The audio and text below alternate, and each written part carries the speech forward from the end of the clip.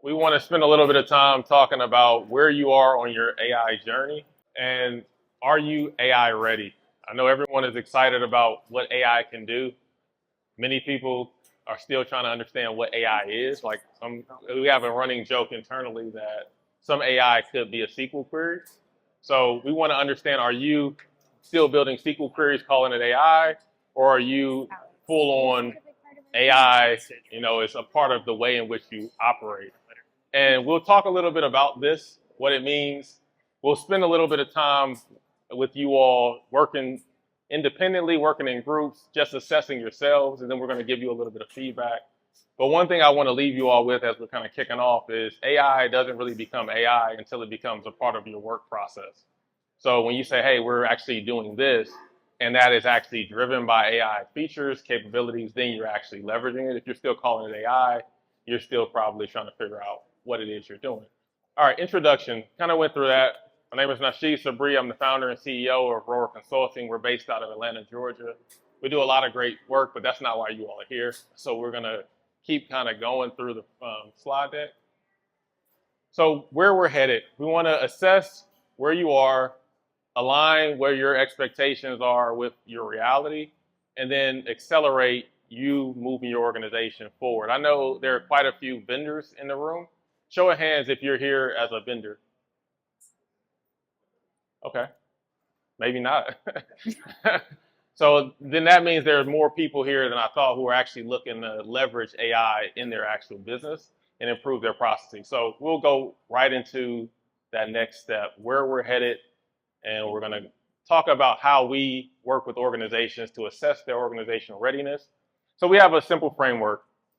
Everyone is probably going through some sort of this, some process that's similar to this at some point. But we start off with the art of the possible. We want the business to be excited about the possibilities, what the organization will do as a result of what's delivered. And then we assess the current capabilities. Where are you as an organization? And that kind of level sets the leadership to let them know, hey, you might have great aspirations, but you may not be ready to move forward with those initiatives.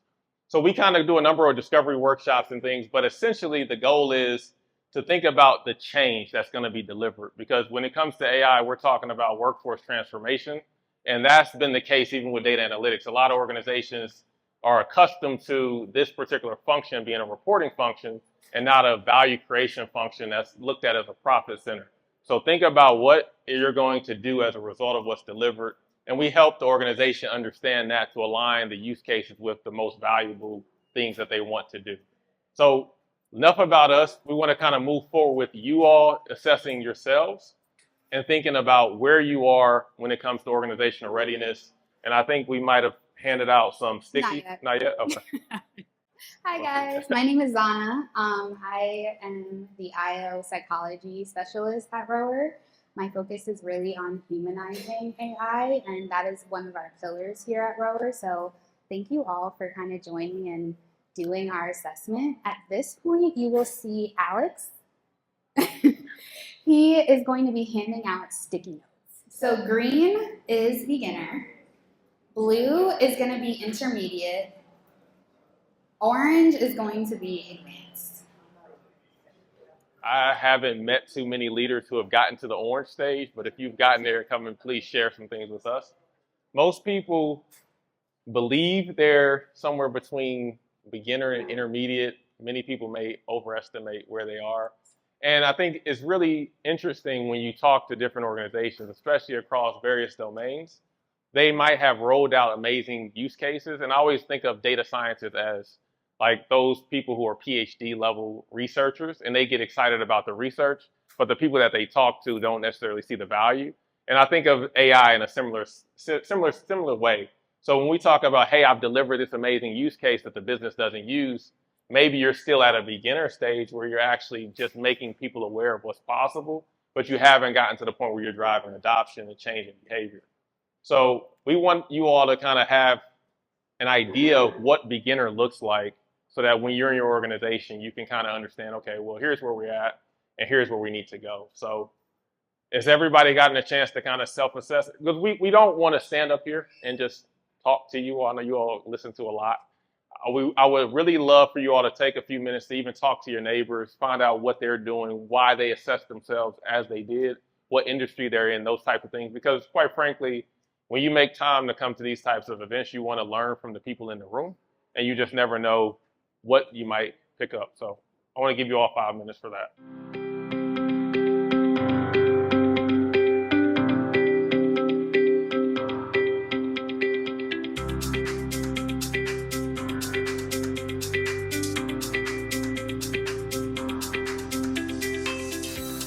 But that's the nature of what we're doing here, right? We want to spend the time learning from each other and spending that time getting to know how other people are approaching leveraging what we call AI in their business. So I wanted to share with you all, because there's a second step to this, but I wanted to share with you all how we think about these particular stages. And if we have time, we'll invite any one of you all to share if you so happen to want to. But we want to talk about where we are, like as how we think about beginner, intermediate, and advanced. Beginner for Rower, we look at you as an organization that's simply trying to automate manual processes, right? You have some knowledge of how you do forecasting, or you have some knowledge of your sales process. You want to present that in an automated fashion. So AI, in that sense, may be automated intelligence. So moving manual processes to be automated. That's something that we have been doing for a while when it comes to analytics delivery. Intermediate, you're now actually exploring new use cases. You want to have some supervised and unsupervised learning. You want to provide algorithms that actually have some ability to adjust, take into account various variables that you might not have noticed before, seasonality, et cetera. You want to build something that delivers that type of value.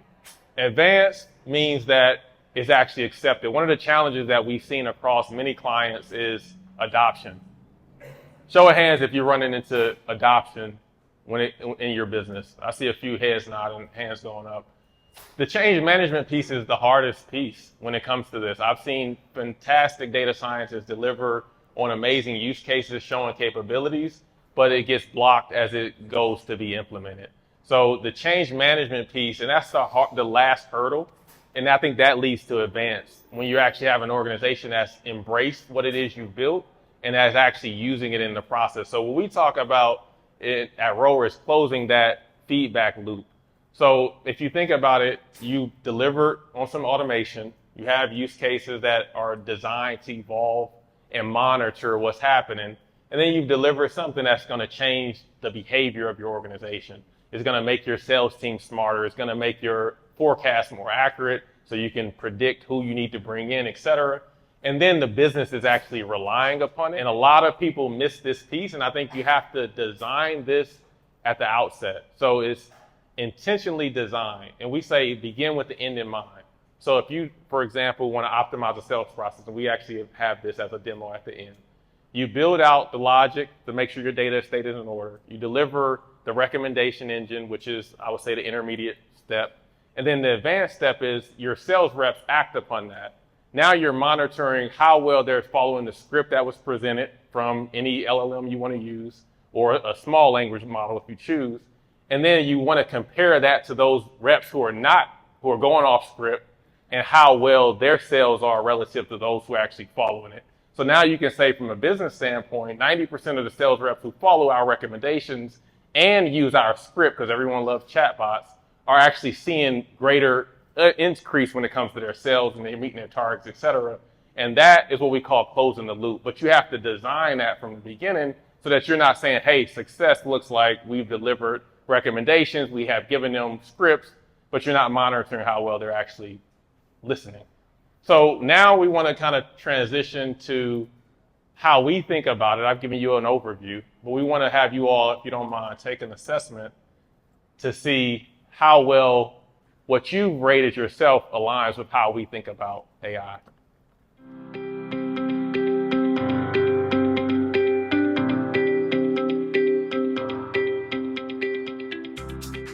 Knowing that we were bringing it here today and it's an AI conference, want to work through how I kind of built it out using AI. So the first part, are any of you familiar on instructional design?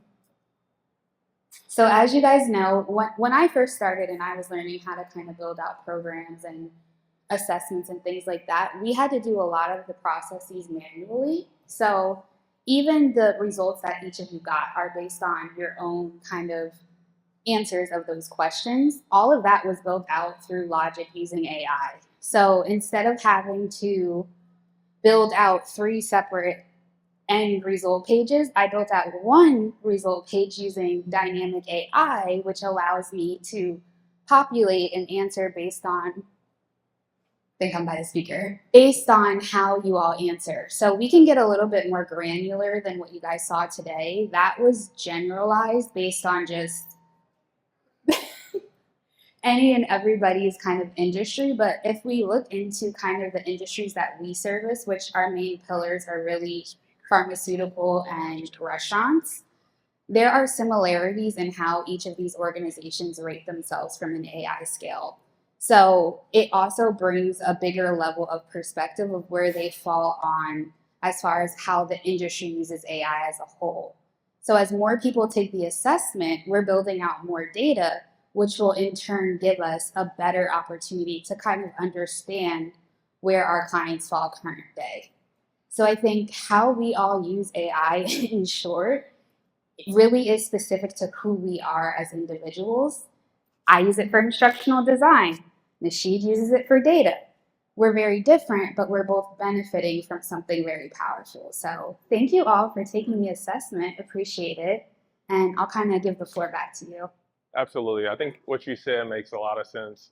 When we think about where our organization is, we also want to have some valid benchmarks because as an organization, you may say, hey, we've gone from point A to point D, but you're always trying to make it all the way to the end. And as an organization, you might be doing well, but look at your industry and how quickly that industry is changing. And modernization is going to accelerate. So if you're a leader within a certain industry or a domain, make sure that you're understanding what's happening in your space. And there's a lot of learnings you can recycle. We're in pharma right now. We do a lot in the restaurant space as well. But in pharma, there's so many regulations. A lot is happening.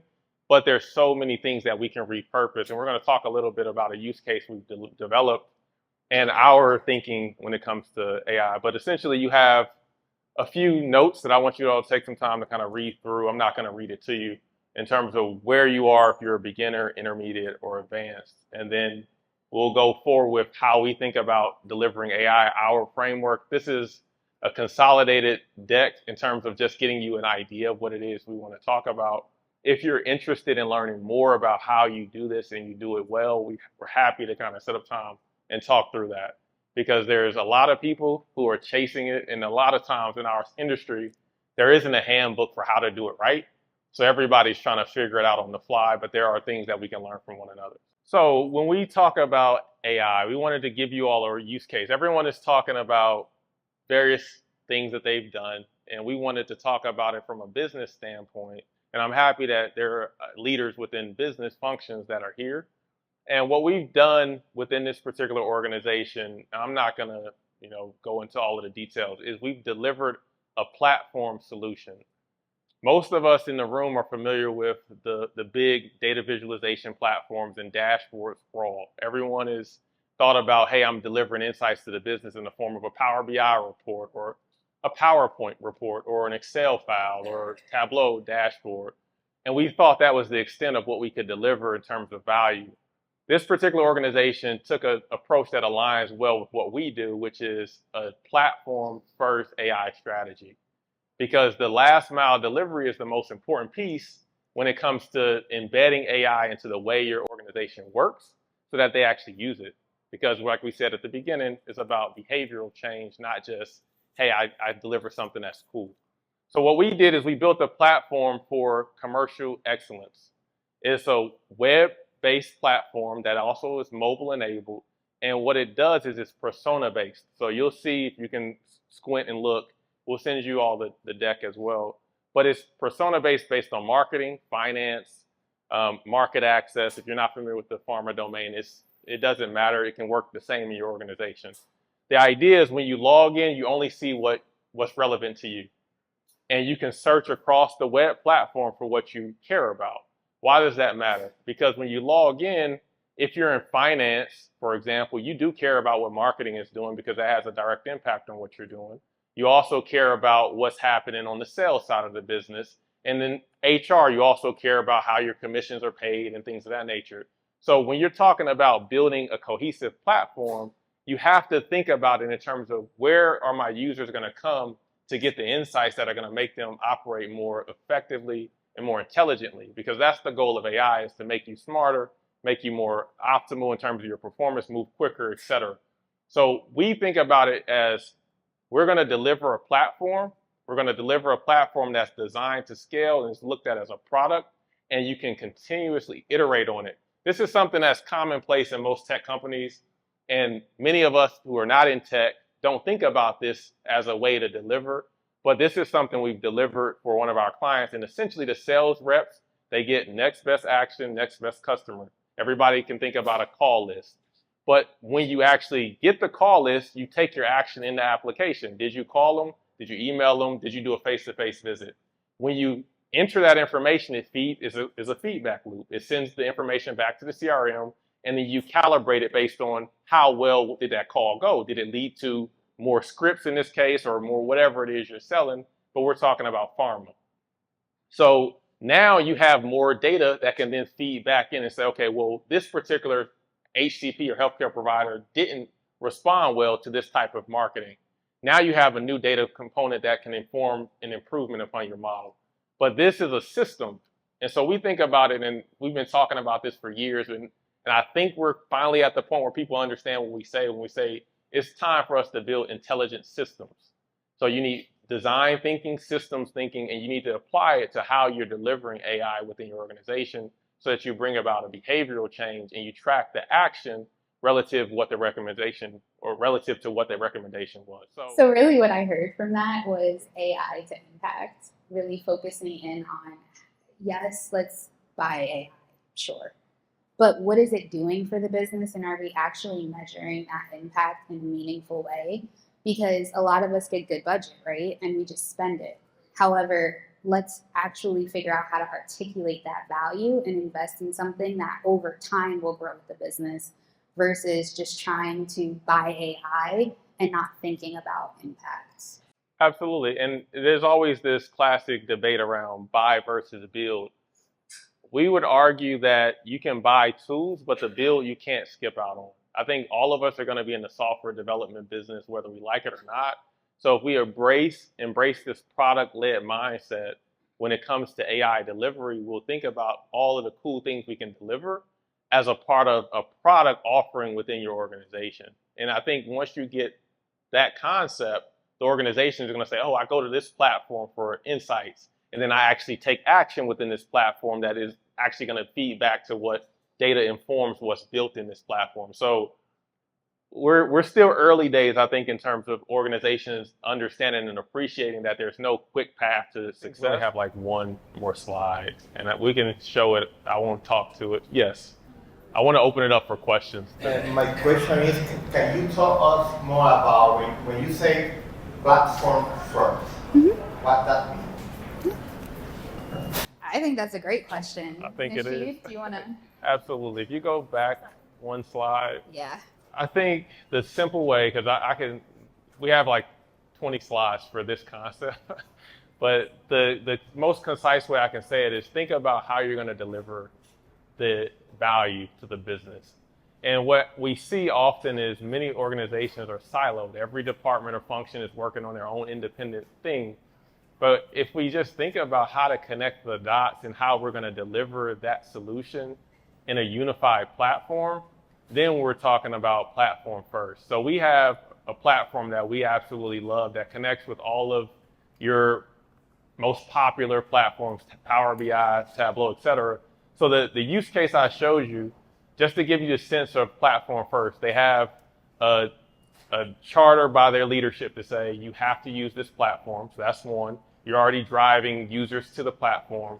The platform is designed to deliver insights across all functions, be persona-based, and on top of that, when you're actually using the platform, it can connect to this particular use case. They connect to Palantir. If you're familiar with Palantir, they have Palantir under the hood. They have ThoughtSpot. they have Looker, they have Power BI and Tableau, all of your popular tools, but it's web-based. So now they're adding LLM components. So now you're talking about how to build a system. So that's what we're thinking versus everybody thinking of point solutions. Oh, I purchased this. Because in this particular case, marketing had Looker. They loved Google Analytics and it was feeding into it. It's like, okay, great. But your marketing now with omnichannel has to connect to how well are the users engaging with what you're delivering. So now we have to connect these dots. But if you're operating in a silo, you say, oh, well, I don't own that data. So now if we're thinking about delivering a platform that covers marketing, sales, finance, and you're allowed to connect the dots across the system, then you have greater insight, better intelligence for how to operate your business. And so we say platform first because before you get excited about what you're building, you have to think about how you're going to deliver it. And so web-based solutions, building software, I think is going to have to become more a part of the conversation. I want to thank everybody for coming out today. Thank you so much. I want to give a special thank you to our team, Alex and Bilal. They're somewhere in the room. If you see them, they have the rower shirts on. Please say hi. And then lastly, I knew a few of you were interested in a demo of the platform. If you scan this code, it'll link you directly to kind of book a demo with us. We'd love to talk it through and like continue the community conversation. And, you know, every time we have a conversation, we get better. So that's our goal. And thank you all for listening.